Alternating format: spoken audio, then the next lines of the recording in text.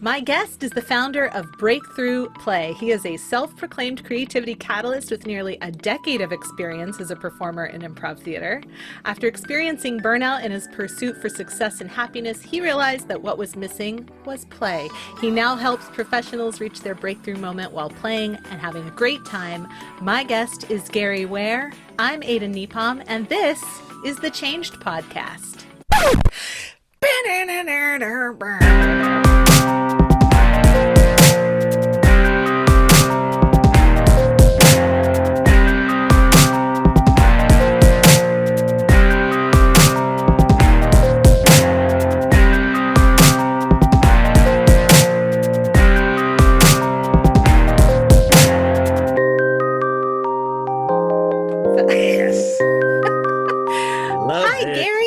Hello.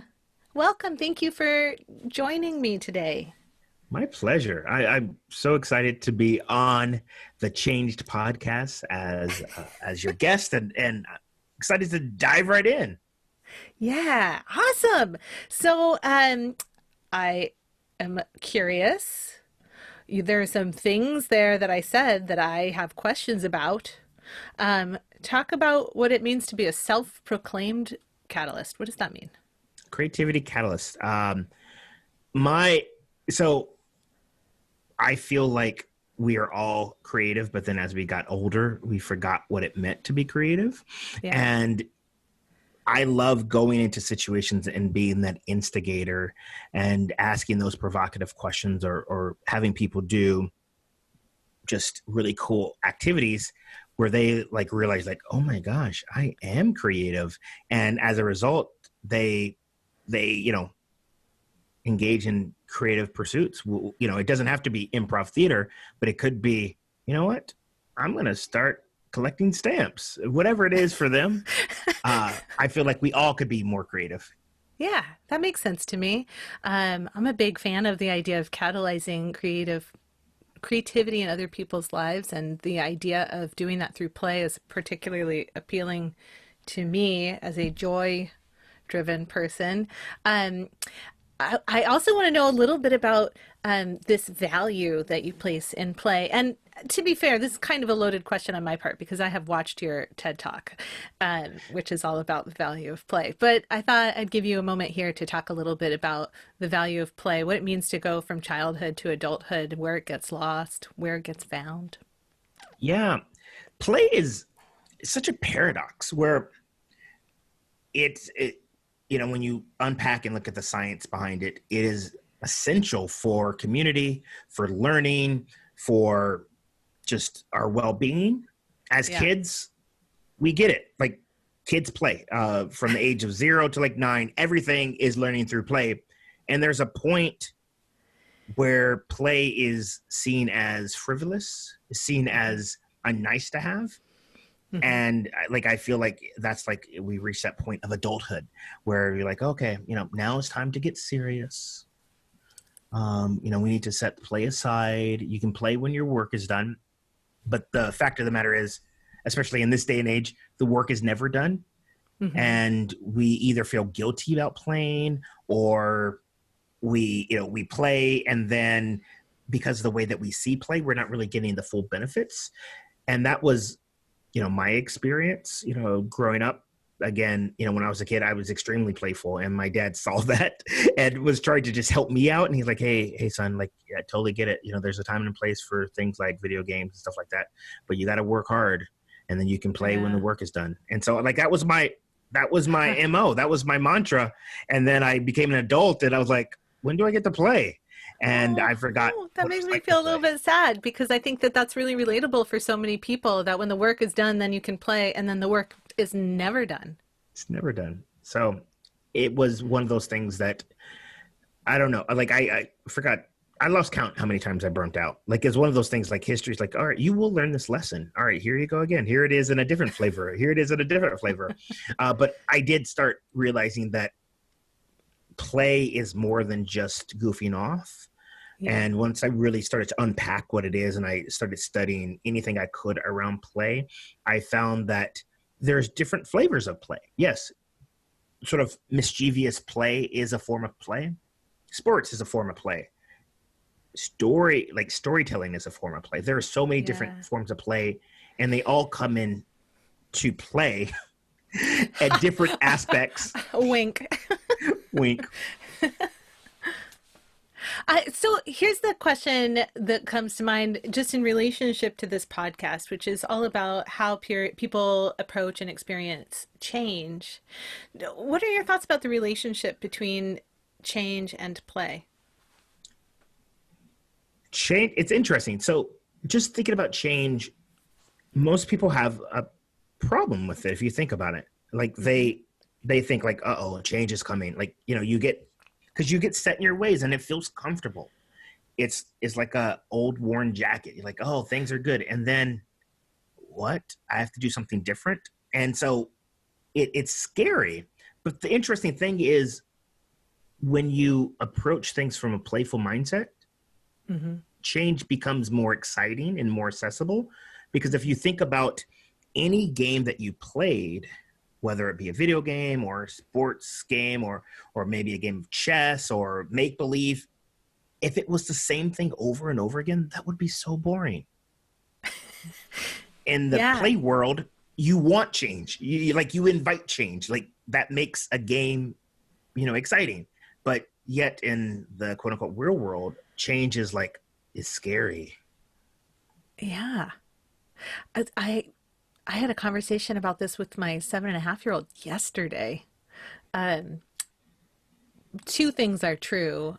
One is that she's right in that prime play mental space of childhood. Like she's right in the zone. She can play independently. She wants to play together. There's like everything is play all the time. She's developing a sense of sarcasm, which is wordplay. So she's just like right in it. It's very cool.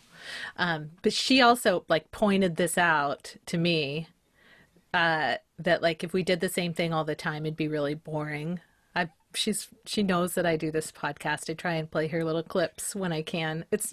She's not the target audience, so I keep it short. But Yeah. the other thing that's definitely true though is she wants to play with me all the time, and I come from a background of play, but I'm experiencing this like I don't know how to describe it, but it's a definite resistance where I'm like, okay, but I don't want to play dolls. Or yeah, we can play, but I don't want to. And then we have this negotiation about what we're going to play. And I don't know where that's coming from. That didn't used to be the case. I mean, I was the pushover kid. The other kids bossed around. They were like, you be the janitor and I'll be the princess. And I'd be like, okay, I'm a janitor. Like but all of a sudden I've got all this like, I don't want to play with dolls.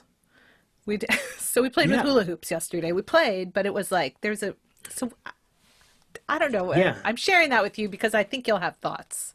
Yeah, no, it's interesting. Like as a dad to a 3-year old and as also a person who like studies play and as an improviser, like I'm having a challenge wrestling with all of that stuff because you're right. Like one, like on two different levels. One, like, yes, my son wants to play all the time and we're so thankful for this. He's just learning independent play and he's getting better at it. He is an only child right now and we're in a Yeah. global pandemic and we're stuck at home. So he does not have like any like interaction with very many other people. So we're happy that he can play, starting to play by himself. But like there's a feeling of guilt of like, he's like, hey, let's play. And I'm like, daddy has to go work right now. Like, and he's like, what? I don't know what that means. Like you're just in a room, just sitting there like, and you can play. That's a whole nother story. But then you're right. Like he's like right now he's into everything is fighting. Like, and it's not violent. It's Oh, just like yeah. he's into like rough and tumble play, Oh, and like yeah. that is a necessity, especially for Yeah. young boys, Amelia used to like smash her face into our face at that age to just right? like explore Yeah, her own power, I assume. yeah. And so he's that way, and so everything is like he'll get like two figures, and he's like, Dada, who's gonna win? And then like so now we're like wagering or something like what's going on? And then like he does the little fight. He's like, he won, you lost. And then so like that's the thing that he's played all the time. But I think like he's into it. I'm like, can we play something else? And I was like, man, I'm denying my son. I'm not yes anding him at all. So like, but yeah, I don't know where that comes from, to be honest. I wish I did. All right, well, that's fair. So as someone who is play centered and you come from this background of improvisation, which at this point, listeners of this podcast have probably picked up on a pattern with me here.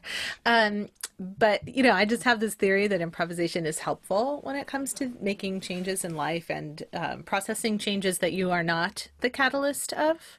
Um, so I just am curious if you have thoughts about your own relationship with change and if that has changed over time.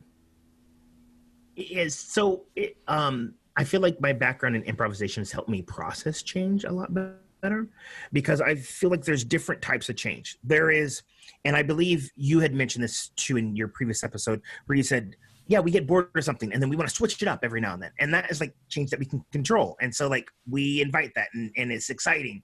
But then there's the change that comes unexpected. Mm-hmm. Something that like, you're forced to do something that's outside of your control, or maybe you were trying to do something and it didn't go as well as you would like. And, there's all these unknown circumstances. And that is where, there's a lot of disappointment or maybe fear. There's all these emotions, complex emotions that come up. And I feel like studying improv and performing improv and doing improv, it didn't make it some respects any easier. It Uh-huh. still hurts. It's like there's still like all those emotions and stuff. But because it is a practice, I like it. It gives me a framework to just unpack what just happened Mm. and allow me to see things from a different perspective, which is helpful.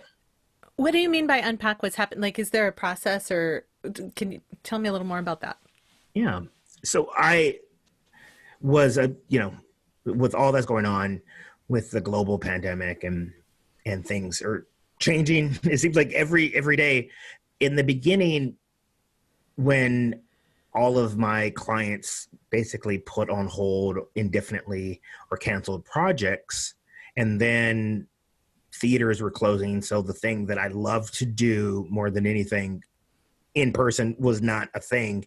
Mm-hmm. Like there was this feeling of remorse. There was like just a feeling of loss, confusion, frustration, and you have like your normal way of doing things, and I have this belief like how you do anything, so you do everything, and it's neither good nor bad. It is what it is. And so I was going through like this. I don't know, like I was feeling a bit empty. I was feeling confused. I was feeling like not like, all right, what is my value? Like what am I here to do now? And then I just had a brief moment of just like, all right, going back to the book of improv, because some Uh-huh. people say improv is a religion. I'm not Uh, going to I disagree. feel super uncomfortable with that though, because I don't even go to synagogue. Right? Yeah, So treating improv like my religion, that just it feels very. I know. Yeah, yeah. So yeah, I know, right? Like they're very like, you know what? So nonetheless, it was just more of like a wisdom, a guidance map, a compass. But I was Yes. thinking, I was saying, all right, what if this was a scene? Mm-hmm. How would I respond in that regard? And the whole saying of you need to play the scene that you're in. And by just saying that out loud, it just gave me a little bit more clarity. Again, it didn't change what was going on in the world, but I feel like when you have your mindset on something and then you get this abrupt sort of jarring like sort of thing that comes out of left field, it's hard to let go of that sometimes. Yeah. And you need some language, you need just a practice to help you process that. And that was something that in that moment, it get like I said, like it almost took me out of the situation, Mm-hmm. and I allowed myself to look at it from like another like angle. And I was like, oh, all right, well, if this was an improv scene and this is what's happening, like I just have to let that go, and I just have to just sort of play with this. And what could that next step be? How can I Nice. discover like? And so that was just something, again, it just gave me a few tools at my disposal, which it helped me calm down a little bit Yeah, yeah, yeah. and be a little bit more rational. That's great. Thank you. Um, well, I invited you onto the Changed podcast because um, you tell stories as part of the work that you do. And so Yes. I thought perhaps you might have a story to share. And so I would like to invite you at this time, Gary. Will you share a story with us about a pivotal moment in your own life, please? Yes. But to set the stage, facilitating improv and doing all of these, team building and sort of stuff was always like, I guess you can call me selfish. I learned all of this in service of whatever team I was on. I never thought, like in my wildest dreams, that what I'm doing now is what I would be doing.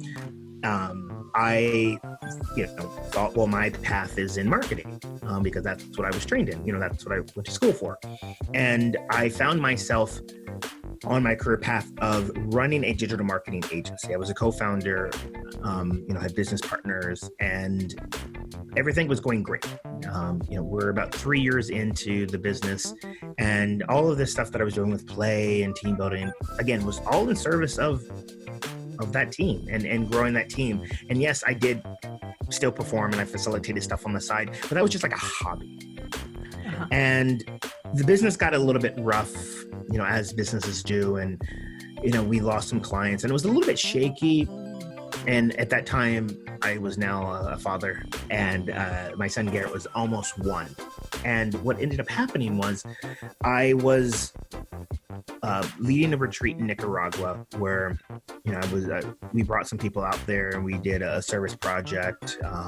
We worked with a charter school out there and we taught some improv games and we did some other stuff, and it was like a play adventure retreat. And again, this was just like my little fun side project. And it was the last day there. And I was looking at the sunset. We were going to go home the next day, and I was like, man, my life is good. I have a job that pays pretty well. It supports me and my family, and it allows me to do this. And I felt like a sense of harmony. So much so that I got it tattooed on my arm.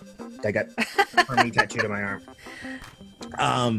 And you might be thinking, like, why harmony? Well, because on the other arm I had chaos tattooed, and I feel like I needed balance. So I was in a very chaotic time when I was in college. I know, like, looking back, that was not chaos, but nonetheless, I got chaos, and I was like, yeah, I feel like this is life. Like, you have a period of chaos, and then you have harmony. Like, you can't have one without the other. And I was like, I felt very at peace. Well, that didn't last very long. I got back from that trip, and it was my Monday check-in with my co-founder, and he basically broke up with me. He said, Oh. he said, I think we should go our separate ways. And he had like my buyout check, and he gave it to me, and I was like stunned. Again, came out of left field, had no idea that was coming, and I didn't even know that was a possibility, that can happen that way. But, he had the majority share in the company. It's all good. Well, it is what it is. Well, things got worse. 2 hours after that conversation, so I told my wife, I said, yeah, so Anthony essentially kicked me out of the company. I have, my little buyout check. It's not that much. We weren't a super successful company, and that was never the goal. The goal was to create a lifestyle business that allowed us to live, our lives. Mm-hmm. Well, anyways, 2 hours after that meeting, we get a call from my landlord. We had been renting a house, and he basically said, sorry, I have to sell the house that you've been renting for the last 3 years. You have about a month. Oof. Oh my gosh. Yeah. And my son it was 9 days before his first birthday. And my wife is not working. And I just lost my job, and we're about to not have a place to live. And so I'm at a loss of like, what do I do? I thought like, well, I guess I just get another job. Because it was interesting, because taking that leap and jumping into business with my business partner, I was really scared at that moment. And this mentor of mine, his name is Peter Shankman. I saw him on stage, and it was almost like he was talking deep into me. If you've ever had one of those things where you saw a TED Talk on video or something in person, and you're like, man, they're talking to my soul. Like, he was telling this story about him taking a leap, and he said, well, what's the worst that can happen? If it doesn't work out, I just get another job. And I'm here like 3 years later, like, well, I guess I get another job. And my wife, thank God, she was it was interesting. Like, she was the calm one in the situation. It's normally the other way around. I'm normally like the rock. And so, yin and yang. She said, well, what about the stuff that you've been doing with improv and play? What about that? Like, you get a lot of joy from it. Do you think you can just, go all in on that? Make that, sort of become like your full-time gig. And I was really scared because this is a new avenue for me. Like, I don't have a background in organizational design or HR or anything like that. Yes, I had been teaching at that point. I've been teaching improv for a good while. And I've done a few team building events, but it wasn't anything like, I didn't have any steady income with that. And I gave it some thought. And fortunate for us, my parents let us move back in with them to give us some breathing room so that, we can figure things out, because I don't think it would be very helpful for us to get an apartment or something like that. And they're like, oh, so you have a job? Actually, I'm sort of in between jobs, but you can trust me. Here's some money. I don't think that goes very well. And so fortunate, that I had my parents, and of course it was very self-serving for them because they just want to see their grandson a lot more. So, it was a win-win. And what ended up happening was I was forced into this new situation. And I said, you know what? All right, this is what I'm going to do. I'm going to make this work. I'm going to make this into a company. And it would be nice to say that, oh yeah, then the bird came out and everything, was perfect. And then, happily ever after. No, it was very challenging in that, I reached out to a number of people in my network and I said, hey, this is what I'm doing. They were very supportive. And I got, some gigs. And this is the interesting thing, looking back, when you're put into a changed situation, like, I don't know what happens. Like, I think I was in survival mode. And so I did anything and everything. So I was like, you know what, let me just do this for free. Like, I went and I called it a complimentary recess. And I did a mini session, like a lunch and learn, 45 minutes. And I live in San Diego. So I just went to as many companies as I could. And I said, look, my gift to you, if you like it and you see an opportunity for us to work together, that would be awesome. Or if you know someone who can utilize it, if you can give me a recommendation or referral, that would be awesome. If not, it's all good. And that was the catalyst of me starting to do it full time, because the work that we do in improv, especially if you're bringing it to other contexts, like, companies and aligning it with sort of soft skills and stuff like that, sometimes it's hard to explain and it's better experienced. And so that was for sure. That was the change that put me on this path where we're having a conversation today. Wow. Thank you.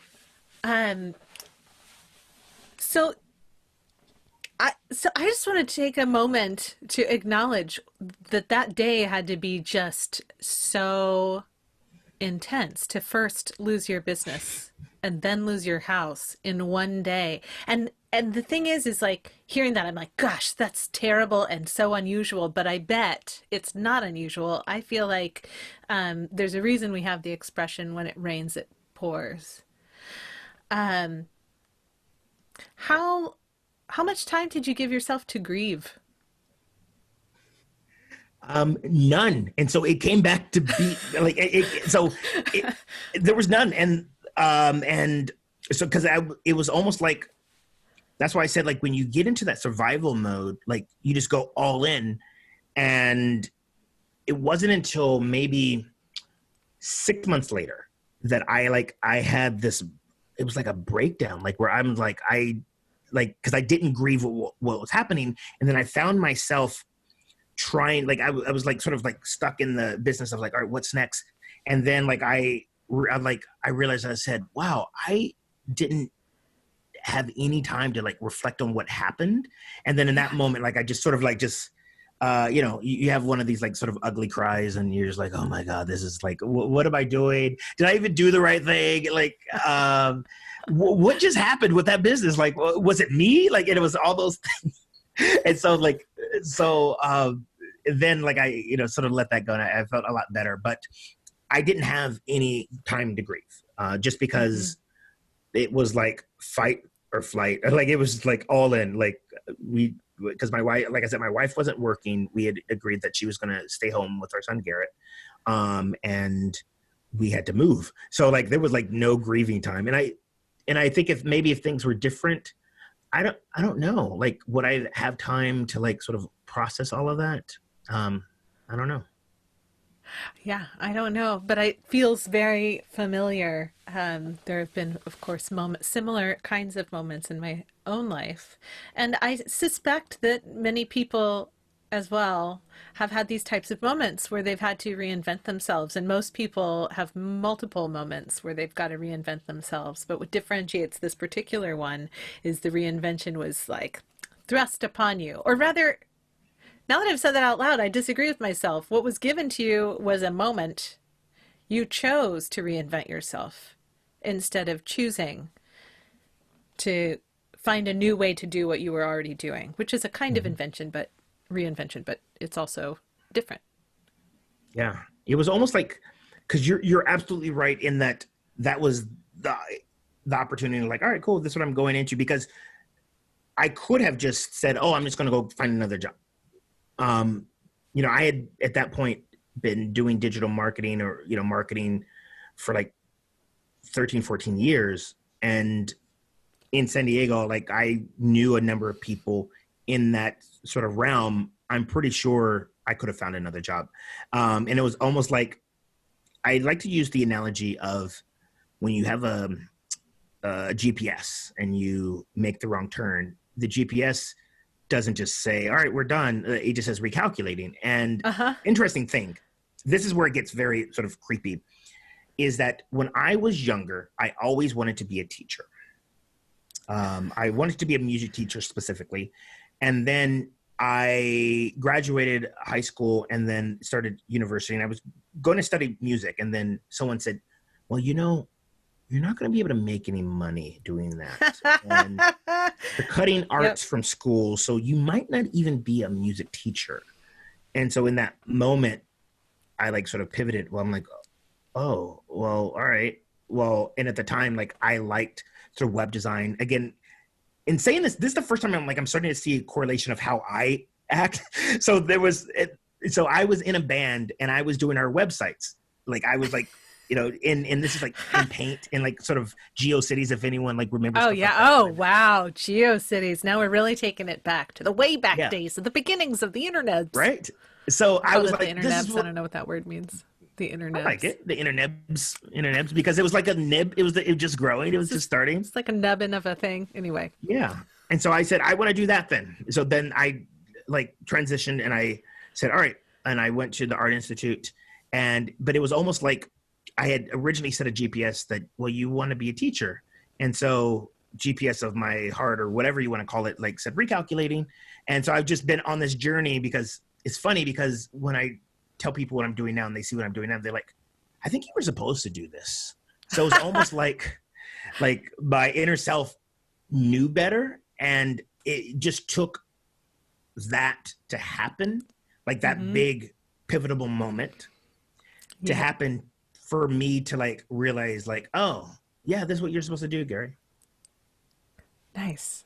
That's pretty great. I love this idea of the GPS of your heart. Um, I'm a big fan of this idea that intuition has a lot to say on the choices that we make, and if we're listening, we can pick up these opportunities that come our way. And I'm convinced that everybody has that, and but not everybody chooses to listen to it. So another person in your exact circumstance would probably hear something in their head about, like, you could follow your passions, but it's not stable. I'm going to just go get another job and do what I was doing because it's too scary. So I think there's some bravery involved in making those shifts, but if you're following the GPS of your heart, maybe it feeds the Yeah. path. Yeah. And that's like for a whole nother discussion on conditioning versus your innate superpowers, because you're right. There was a lot of people, like it was interesting when I told them what I was originally doing with the business, going into, business, starting my own agency. People were like, are you sure you want to do that? That's not stable. And then like 2 or 3 years in, like it was completely like, compared to what I'm doing now, that was like super stable. And then similar people, they, when I said what I'm doing now, they're like, are you sure you want to do that? That's very scary. And because we've been conditioned, like stability, like these are things that are important. This is not stable. Like, you're a dad. Like, is that responsible? Like, all these things. But one of the things that I think about, like my why, we all hear, that thing, is that I would hate for say I didn't do this, and say I just Yeah. heard it, but chose to ignore it. And I went and got another job. But deep down inside, like I knew that that's what I needed to do. Yeah. And my son wanted to follow his dreams. And I said, follow your dreams. I feel like I would be lying. Yeah. It's like you want to lead by example for the people you care about. Sure. Yeah. And it hasn't been easy. And it's one of those things where I feel like it is getting easier, but I feel more fulfilled. And I can only say that now on the other side of it, because I know there were many moments where I'm like, still second guessing myself. I'm like, is this it? Is this it? And I feel like it's the story of Hansel and Gretel. And you know how they got Mm-hmm. lost in the forest and they were trying to find their way back home, and the way that they set up so that they can find their way back home were the breadcrumbs. And I feel like every time I feel like I was at that moment where I'm like, maybe I should go get another job, something would happen. Like either I would do like a session, it would be so transformational for them and for me.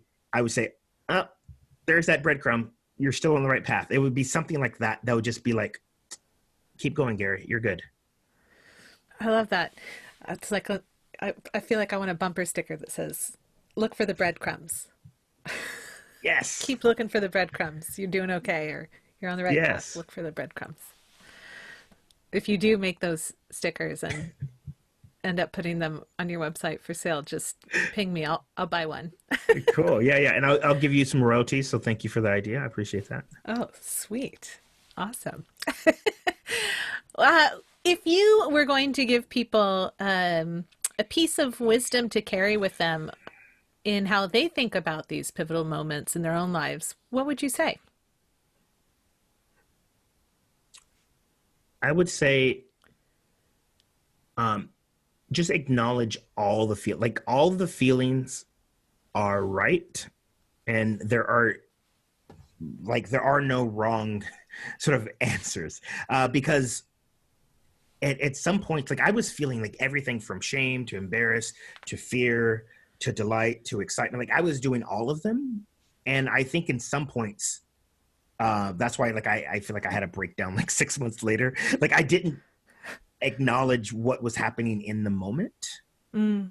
And maybe that was just, again, that sort of like adrenaline, like you got to do this. But all like if you have a pivotal moment, and they talk about this like in meditation, like is that what happens, and just acknowledge what you're feeling. Like it is what it is. It's neither, like I like to say, come from a place of non-judgment awareness. Is neither good nor bad. It just is what it is. And it's just information. And hopefully that information can help continue to guide you. I love that. Yeah, I love that lots. I also really loved your thoughts about play the scene you're in. I think that that's a really helpful frame, from the book of improv, as it were. It's like anything's an offer. So what's the offer here? What can we take and play with? What can we do something with? When I think about what improv has to say around flexibility, what improv has to offer around realizing that you're never alone in a scene, what improv has to say about a lot of things is totally helpful when it comes to business. And the story that you're sharing with us here is a story of pivoting your business. Correct. And you're right, like of being open to possibilities. Because I feel like in moments of change, especially change that is not planned, sometimes we can get tunnel vision. And that tunnel vision isn't always helpful. Mm-hmm. And I have this belief that people will make the right decision given that they have the right options. And if you don't know what to do, you need to give yourself more options. And I love that so much. Yeah, and that's what, if you don't know what to do, give yourself more options. Yeah. And a lot of times you will end up going back that, sometimes that highlights what you were going to do. But in the absence of options, sometimes that only thing, like it doesn't necessarily look that appealing, because the one thing, and I sort of mentioned it, but to unpack it a little bit more, in that situation, it wasn't whether or not I should do, this business called Breakthrough Play. I was like, well, I could get another job. I could do this thing called Breakthrough Play. I can go on unemployment. Like there were all I can go beg my business partner to take me back, which was not going to happen. And in light of having all those options, I was like, yeah, all right, Breakthrough Play. All right, here we go. Nice. Well, speaking of Breakthrough Play, how do people find you, Gary? Well, you can go to my website, breakthroughplay.com. My name is Gary Ware, so I'm pretty sure if you look on their interwebs, you can find me. I play on Instagram and LinkedIn a lot. I've been trying to stay away from Twitter and Facebook, just in light of everything. Seems like a healthy choice. I know it's challenging. Full disclosure. Yeah, this will definitely be cut out. I came this close this morning to converting my personal profile to a public persona, or whatever they call it, a public figure, just to pull myself, like to keep connected, but to pull myself out of the conversation because it has become a place that makes me cry often. Yeah, so that's where you can find me. And yes, all of that. Great. So we will post links. When I say we, I mean me. This is a small one-woman operation. I will post links to your LinkedIn and your Twitter. People, not your Twitter, your LinkedIn and your Instagram if people want to connect with you. And they can go to your website. And also, I'm going to share a link to your TED Talk about the value of play because I think there's a lot of value there. Yeah, thank you. Yeah. Thank you so much, Gary. This time went by very quickly, and I'm so grateful for you to spend time here sharing your story, a very relatable story. So thank you. Yeah, my pleasure. And if I could just take a moment to acknowledge you, this platform that you're creating is going to be such a source of inspiration and wisdom. And it's something that we all need to be listening to because we learn from stories, especially stories of people making pivotal moments. So thank you. Yes, absolutely. Thank you. All right.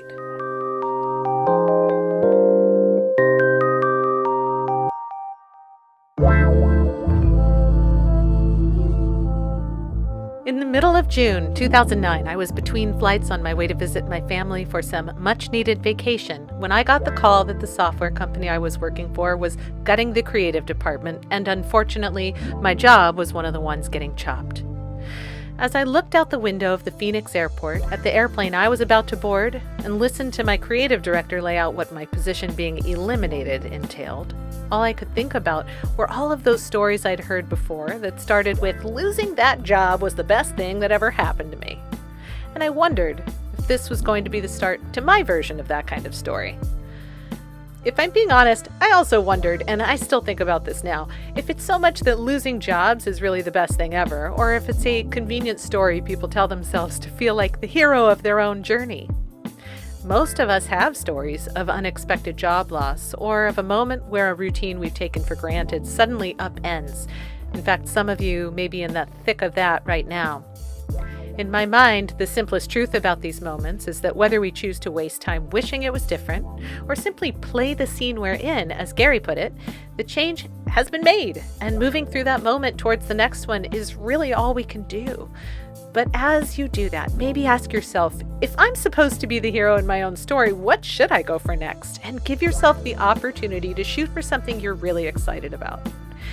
You can learn more about Gary Ware's play-centered approach to business by visiting breakthroughplay.com. If you want to connect with him on social media, look for him on LinkedIn or Instagram. You've been listening to the Changed Podcast. It would be most fabulous if you could make sure to subscribe, rate, and review this show. And of course, if you like this episode, send it to a friend. Show notes for this episode and more are always available at thechangedpodcast.com. Thank you for listening.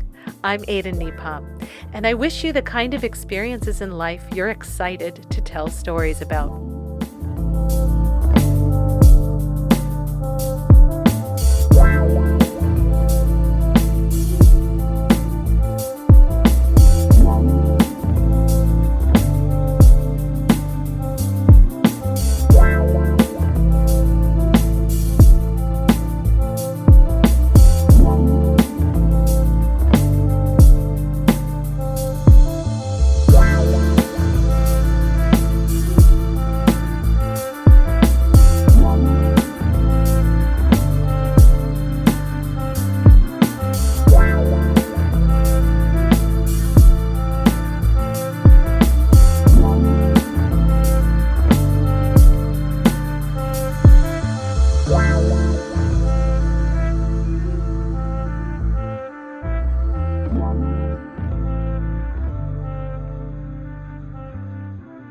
Wow.